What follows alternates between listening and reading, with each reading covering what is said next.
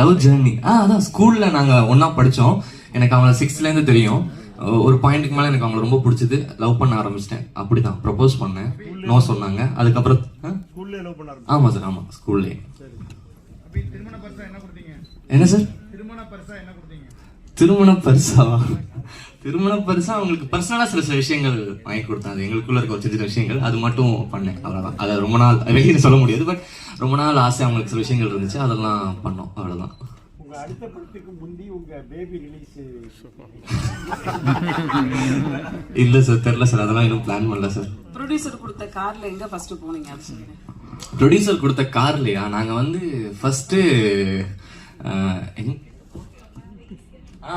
இவங்க ரொம்ப நாளா என்ன ஈஸியார் கூட்டிட்டு போங்கன்னு சொல்லி கேட்டு இருந்தாங்க. நான் கூட்டியே போனதில்லை, ஏன்னா பைக் தான் வச்சிருந்தேன். பைக்ல போனா வெயில் அடிக்கும், இன்னொரு டைம் ஆகும்னு சொல்லிட்டு கொஞ்ச நாள் கட் பண்ணிட்டே இருந்தேன். அதை ஃபர்ஸ்டா ஈஸியார் போனோம், பைக் ஐ மீன் கார்ல, நாங்க 2 பேரும். அதுதான் ஃபர்ஸ்ட் ட்ரிப்.